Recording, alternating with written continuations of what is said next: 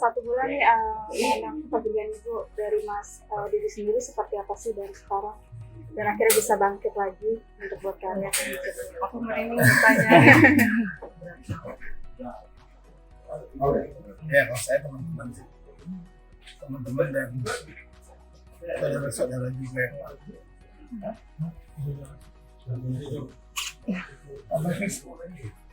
saya masih berat banget.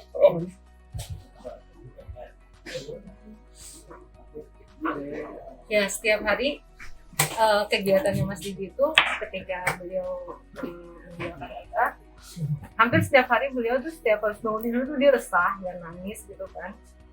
Dia nangis setiap hari, tapi aku cuma bisa bilang sabar kamu baca Al-Fatihah untuk beliau gitu kan. Terus berulang-ulang setiap kali dia sering nggak bisa fokus gitu dalam menjalankan sesuatu saat itu. Dia pengen mengurung diri dan sebagainya. Yang bisa aku lakukan cuma support aja. Kebetulan alhamdulillah Mas Tanda selalu ada waktu luang untuk menemani Mas Didi di sini, dan ya bercerita tentang sejarah, bercerita tentang perjuangan Ibu Rahma. Dan seringkali kita berada di meja tempat kita sering berdiskusi sama beliau bersama kursi rodanya. Kita ngobrol tentang politik, sejarah, seolah-olah karena kan hanya beliau yang ngetulis. Kita mesti mikirin karena mohon izin ya, selama saya kenal Almarhumah Ibu Rahmawati Soekarno Putri itu dengan kondisi beliau yang di kursi roda dengan banyak penyakit berat yang beliau alami gitu. Setiap hari tuh selalu mikirin nasib bangsa, rakyat gimana. Setiap hari sampai detik-detik akhirnya pun masih itu yang dibahas. Jadi spirit itu yang mungkin kami pasti sangat sedih ditinggalkan, tapi spirit itu harus kami jaga bersama gitu. Lewat contoh juga apakah menjadi satu karya, apakah menjadi satu partisipasi negeri ini. Dan saya tahu banget Mas Didi itu sangat terpukul, keluarga sangat terpukul, sangat berduka, dan Lisa juga di akhir-akhir juga tinggal sama Bu Rahma, Bu Rahmawati sampai di akhir juga akan membacakan langsung. Saya juga dengar perpisahan terakhir ya Ibu Rahma dengan Mas Didi ya melambai tangan baik kayak salah perpisahan gitu. Jadi waktu pas di rumah sakit sebenarnya kami berdua, nggak apa-apa yang ngomongin. Jadi sebenarnya waktu di RSPAD ada 2 hari sebelum beliau meninggal, ada kesempatan kita sudah sampai di rumah sakit tapi kita tidak diizinkan masuk karena memang prokesnya ketat kan, karena itu di zona merah. Di hari berikutnya kita juga udah sampai di rumah sakit tapi kita juga belum bisa ketemu sama beliau. Di hari-hari sebelumnya kita masih bisa ketemu sama beliau sampai aku masuk ya kan ke ruangan itu dengan APD dan sebagainya. Sampai di akhir terakhir itu kita ketemu sama beliau dan di situ kita berdoa bareng. Ada sentuhan yang dia sampaikan ke Mas Didi. Saya pribadi mungkin tidak ada darah daging dari beliau. Saya tidak tahu rasa itu ya kan. Saya hanya membaca doa saat itu, melambaikan tangan, kisah sama beliau almarhum. Sepulang dari rumah sakit, dari ruang ICU itu, di perjalanan kita naik mobil, baru banget kita naik mobil beliau telepon saya, kamu di mana? Saya ada di depan, saya bilang gitu. Dia telepon ke handphone saya ada di depan. Ya, kamu sama siapa aja? Semuanya komplit di sini, Mah, aku bilang gitu kan. Oh oke, gitu kan. Ya udah nanti aku ke situ lagi ya. Dan seperti biasa memang itu rutinitas beliau kalau setelah kita jenguk di rumah sakit, dia telepon saya, tanya posisi barang-barangnya dia yang untuk pakaiannya ada di mana. Itu seperti biasa, tidak ada yang aneh gitu. Dan kondisi beliau saat itu sangat bagus. Kondisi lagi membaik, saturasinya bagus, terus oksigennya bagus dan detak jantungnya bagus. Kemudian pas kita naik mobil, aku terima telepon dari Bu Rahma. Nggak lama dari situ, Mas Didi nangis terus-terusan. Saya bilang sama dia, kamu kenapa malah nangis? Bu udah malah justru lebih baik, lebih sehat, lebih membaik dari hari-hari sebelumnya. Dia nangis pengen jalan, kamu nggak ngerti perasaanku, aku ingin ganti posisi ibu, mama. Biarkan mama yang lihat aku, jangan aku yang lihat mama kayak gini. Terus saat itu aku denial, jujur aku minta maaf sama dia berkali-kali. Sudah sampai di rumah pun, di garasi rumah, dia tidak mau turun dari mobil, dia masih nangis terus. Aku bilang, kenapa kamu malah nangis? Saat itu kan malah justru kamu bersyukur. Ibu tuh udah membaik kondisinya. Sampai akhirnya saya mandi lah seperti biasa, praktis pulang dari rumah tuh saya mandi. Karena saya denial dia, kebetulan dia berkomunikasi dengan Mas Nanda, nangis-nangisan lagi. Kebetulan berdua kan sama-sama cengeng ya kan. Nangis-nangisan lagi berdua sampai jam 2 atau jam 2-an.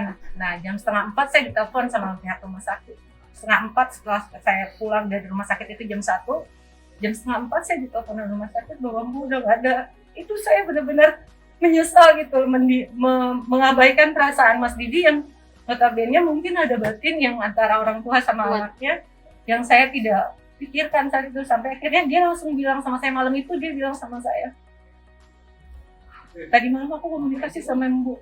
Komunikasi apa? Kan secara kan kita tidak masuk ruangan.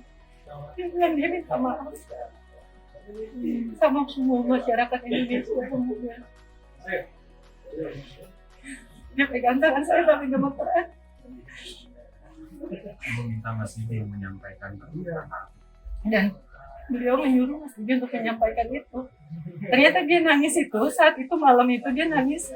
Ada komunikasi itu, terus dia ngomong kayak gini, iya Ma, nanti aku sampaikan. Dia menyesal untuk ngomong itu, berarti kan dia mengizinkan Mama untuk pergi kan. Aku nyesal ngomong iya, katanya gitu. Ya, seperti itulah ceritanya.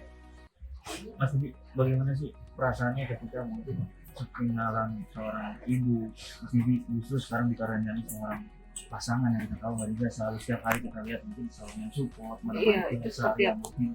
Bagaimana melihat sosok Kak Niza sebagai seorang pasangan yang mungkin apakah sudah bisa untuk menggantikan kesedihan Mas Didi kehilangan seorang ibu?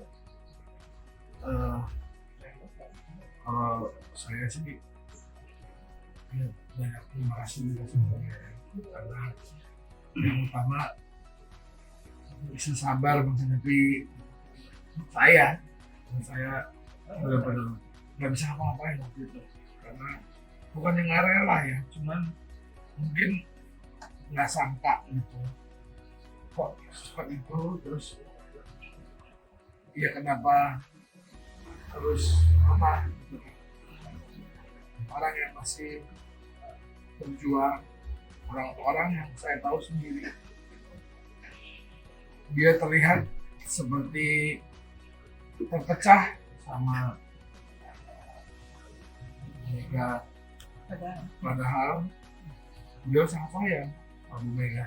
Itu pun juga sebaliknya, justru itu saya dapat pelajaran, itulah persatuan. Walaupun dia beda pendapat, beda ideologinya, tapi mereka sebenarnya tetap saling merangkul gitu, saling sayang. Niza selalu mengingatkan itu. Enggak kok, Mama di sana udah tenang, justru Mama di sana udah nggak sakit lagi. Sambil gitu. Karena ya selama aku tinggal sama beliau, aku kan tidurnya sama Bu Rahma kan. Selama waktu berapa bulan Januari sampai bulan Maret atau April, saya ada kesempatan untuk menemani beliau karena saat itu memang kondisinya lagi COVID. Suster maupun pembantu yang membantu tuh kebetulan ada yang terkena COVID, jadi mau saya turun. Di situ memang beliau tidak pernah ada rasa kebencian dengan siapapun, ya dengan anak-anaknya. Langsung curhat sama Niza kan. Jadi waktu terakhir Mama nggak ada ya, Niza suka nge-review lagi ke aku kan. Nah kok terakhir Mama itu udah tenang, Mama udah ini ya, Niza semangat ya.